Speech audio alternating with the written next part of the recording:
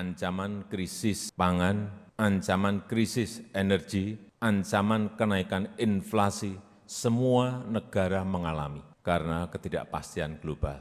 Oleh sebab itu, pangan harus betul-betul disiapkan betul.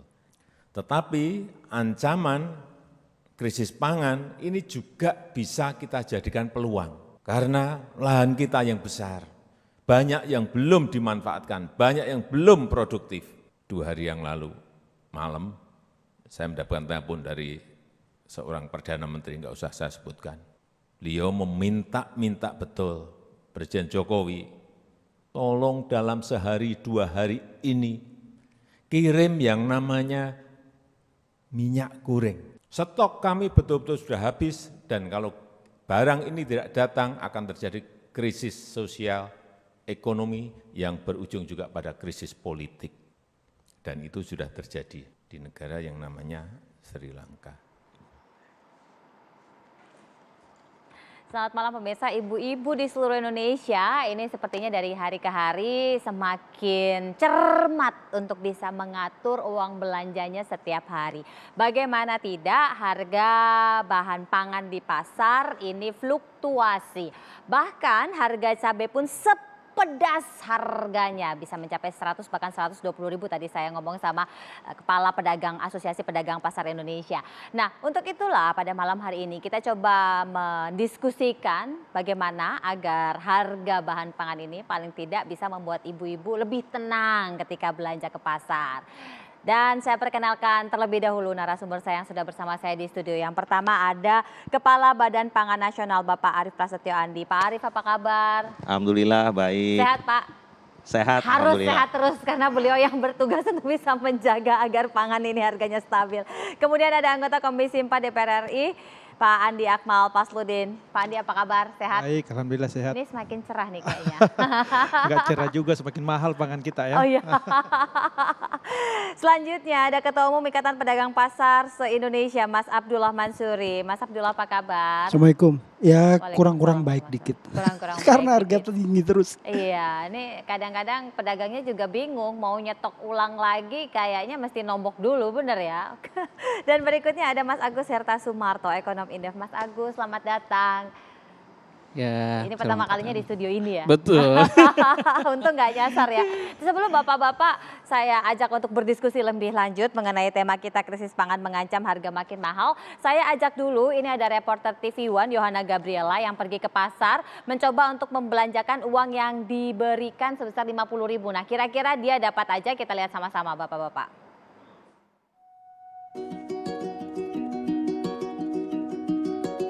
Pemirsa, harga kebutuhan pokok terus mengalami peningkatan. Nah, pemirsa, dengan uang Rp50.000 yang saya miliki saat ini, kira-kira bisa beli apa saja ya kebutuhan pokok yang bisa saya dapatkan di pasar ini? Yuk, mari kita belanja bersama. Salah satu kebutuhan pokok yang saya butuhkan adalah bumbu seperti cabai, bawang merah, bawang putih. Nah, kita langsung saja ya pemirsa beli di tempat ini. Halo Ibu, saya mau beli cabai ini kalau misalnya 1/4 kilo berapa sih Bu? 20.000. Kalau untuk bawang merah, bawang putihnya? 15.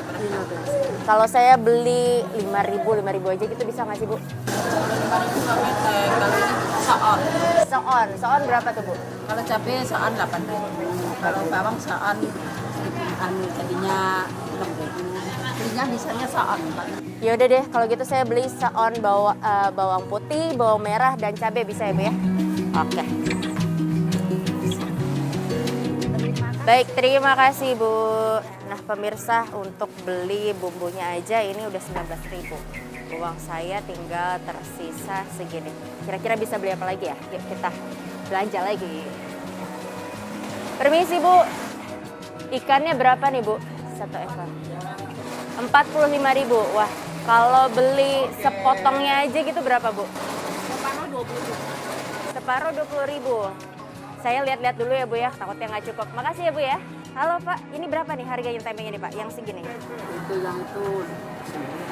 Ini 9.000. Kalau setengahnya 5.000. Kalau gitu saya beli separuhnya aja Pak. Kalau untuk tahunya berapa nih Pak? Tahunya itu kasih itu segitu aja lah. Bisa main aja 5.000, 5.000, 10.000. Bisa ya? Asik. Siap, oke. Halo Pak, ini sayur kangkungnya berapa nih Pak?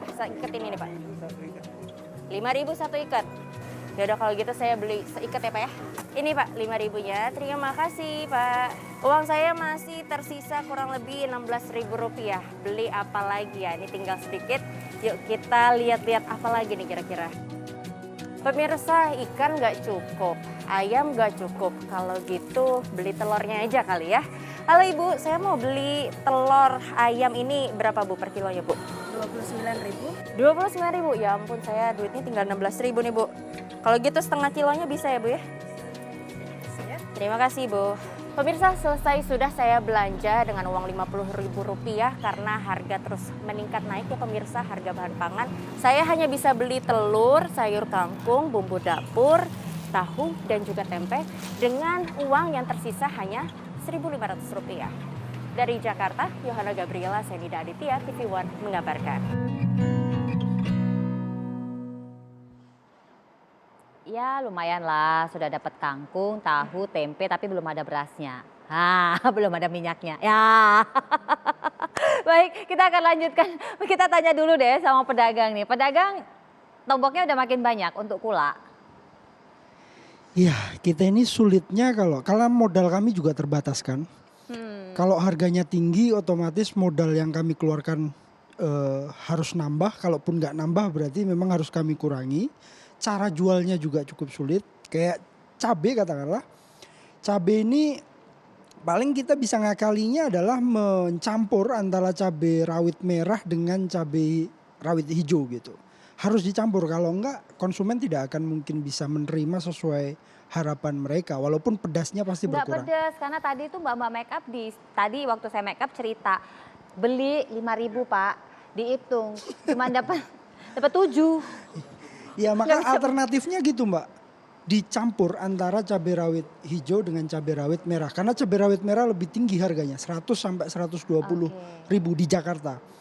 Dan memang ini terjadi kalau kita lihat ya dalam kurun waktu belum setahun ini, setengah tahun. Kita kan mengalami kenaikan cabai itu Desember tahun lalu dan Januari ya. Terus Maret, April juga naik 70 sekian ribu. Sekarang naik lagi 100 sampai 120 ribu. Kami ngomong berbusa-busa ke Kementan, ke Kemendak, sangat sulit diantisipasi dan tidak dilakukan. Tapi saya bersyukur bahwa Mas Badan Pangan, Kepala Badan Pangan merespon upaya-upaya yang harus dilakukan dalam waktu sesingkat ini. Karena sebentar lagi Idul Adha, kalau kita nggak melakukan upaya apapun, pemerintah santai-santai saja dengan kondisi pangan yang seperti sekarang, saya nggak tahu nanti di Idul Adha kan. Wabillahi taufik wal hidayah. Tapi alhamdulillah saya terima kasih Pak Arief, baru ketemu Pak Arief, saya ucapkan terima kasih. Harus ada upaya subsidi distribusi dari wilayah-wilayah yang tidak gagal panen ke wilayah-wilayah yang membutuhkan cukup besar seperti Jabodetabek Plus. Dan ini langsung tereksekusi, langsung rapat koordinasi, nggak perlu banyak ngomong, kita eksekusi aja. Kalau itu tidak dilakukan, Idul Adha nanti harga nggak akan ketulungan. Tapi kalau ada upaya, ada strategi, ada cara yang sama-sama kita lakukan, dan saya bertahun-tahun Mbak nyampaikan, ayo cobalah subsidi distribusi. Ternyata nggak dilakukan juga. Maka ya harganya pasti akan tinggi.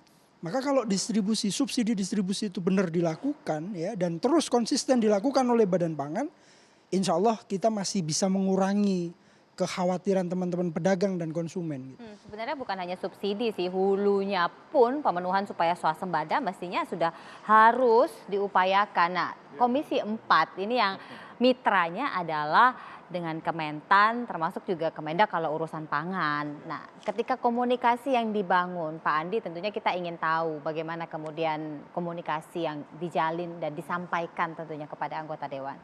Jadi terima kasih. Tentu kalau misalnya harga melonjak di pasar ya berarti barangnya kan sedikit ya. Artinya kan bahwa supply-nya sedikit. Nah, kita memang melihat bahwa ada beberapa komoditas ya. Komoditas terutama yang hortikultura ya, cabai ya. Kemudian juga kedelai, kemudian kacang ini memang sangat fluktuatif ya. Alasannya biasanya dari Kementan itu karena masalah iklim, masalah cuaca ya. Tapi saya kira ini kan tidak bisa menjadi alasan yang terus menerus karena menjadi masalah tiap tahun ya. Tiap tahun dan tentu kita mengharapkan dan harus bahwa kalau bahasa Pak Derajat kemarin ekosistem di hulunya Pak Kepala Badan Pangan ya. Ekosistem di hulunya ini diperbaiki. Sehingga kalau barang tidak ada ya tentu harganya melonjak dan itu tanggung jawabnya Kementerian Hulu kan gitu ya. Benar. Dan memang juga ada masalah di distribusi tentunya. Kita ini kan menganut pasar bebas. Itu sebenarnya akibat dari dengan perjanjian IMF sebenarnya itu ya, letter of intent itu kan salah satunya adalah membubarkan Bulog, artinya Bulog ini menjadi perum atau perusahaan. Ini sebenarnya sehingga negara ini tidak punya stok Pak Arief. Ini kan jadi intervensi tools yang dipakai oleh pemerintah sangat terbatas. Ya kan, Kementan tentu menyampaikan bahwa kita sudah membantu petani cabai, benih, bibit maupun teknisnya, tapi pada saat mereka panen raya juga gimana pemasarannya gitu loh. Ya kan? Nah, kita melihat bahwa sebenarnya ini sebenarnya yang kita harapkan dari Undang-Undang 18 ya tahun 2012 Pak Arief ya tentang pangan bahwa harusnya ada lembaga negara atau mungkin ini ditunjuk. Ya, sebenarnya Badan Pangan Nasional bisa menunjuk misalnya Bulog ini seperti dulu. Kita sekarang kan tidak ada lagi hutang sama IMF. Kenapa kita masih menjadikan Bulog ini menjadi lemah seperti sekarang ini kan? Yang tidak bisa membeli produk pada saat panen raya, tidak bisa melakukan operasi pasar pada saat harga tinggi, ini kan jadi masalah. Jadi saya kira konsen kami tetap pengawasan ya DPR Komisi 4 bagaimana mengawasi agar Kementan ini efektif ya. Daerah-daerah sentra-sentra cabai, sentra bawang ini terus didorong dan dikembangkan sehingga bukan lagi masalah barang yang tidak ada gitu loh. Ya kan? Nah, kalau memang barangnya tidak ada ya itu tentu Kementan ini yang perlu kita evaluasi atau mungkin perlu kita pertanyakan sejauh mana program-program untuk mendorong daripada produksi kita gitu ya. Jadi kita melihat bahwa memang benar tadi kata dari Asosiasi Pedagang bahwa pada saat harga naik semuanya ya. Ini pemerintah dalam hal ini ya kalau Pak Arief ini kan kita juga support Badan Pangan Nasional walaupun baru ini tapi sudah adalah kepedulian. Tapi kan sudah ada ini kan ya apalagi Kemendak ini menteri baru ini kan punya PR besar ini. PR besar bagaimana mengatasi carut marut ya kan. Ini menurut prediksi para pengamat ekonomi ya bahwa ini krisis pangan akan terus dan mungkin sampai Desember 2022. Ini kan sangat-sangat bahaya. Sekali lagi kami tentu konsen bagaimana memastikan bahwa produk dalam negeri kita cukup dan itu menjadi tanggung jawab Kementerian Hulu tadi seperti itu. Dan import ini ya kita kurangi dan memang yang masalah sekarang ini menurut Pak Jokowi 22 negara ya sudah melarang impor karena bagaimana mencukupi dulu kebutuhan dalam negeri. Makanya agak aneh juga kalau pemerintah kita mau ekspor beras. Ya kan bagaimana mau ekspor sementara kebutuhan dalam negeri sendiri ini masih menjadi sesuatu yang tanda tanya gitu ya. Seperti itu. Nah, juga ya, Pak, ada sedikit juga harus kita perhatikan. Jangan juga petaninya kita dorong berproduksi tapi insentif. Ini harga naik di konsumen tapi tidak naik di harga di tingkat petani gitu kan. Jadi HPP-nya nggak naik. Jadi gimana kita bisa mendorong petani kita berproduksi kalau mereka tidak harga kebutuhan pokoknya naik, listrik naik, energi naik, tapi yang diproduksi oleh mereka tidak naik. Ini tidak adil. Nah tentu kami mendorong juga agar ada keadilan. Ya, makanya di Indonesia ini kan ini pasar bebas ini harus dievaluasi harusnya tuh market fair, pasar yang adil. Adil untuk produsen, adil untuk pedagang ya Pak ya, pedagang pengumpul, pengepul sampai pedagang besar distributor. Ini kalau seperti ini terus ya negara kita ini seperti negara liberal. Ya kan yang kuat semakin kuat, yang lemah semakin lemah. Nah, seperti itu. Ini kayaknya Pak Arief keberadaan Badan Pangan yang dinanti-nantikan dan akhirnya ada punya pekerjaan yang harus dengan cepat harus diselesaikan pula karena memang sebentar lagi akan ada Hari Raya Idul Adha dan tentu saja Menteri baru punya tantangan yang dalam tanda petik berat untuk bisa menyelesaikan kondisi pangan kalau dari ceritanya Pak Akmal. Nah, bagaimana cerita dari Indef sesaat lagi kita akan lanjutkan, tetaplah bersama kami.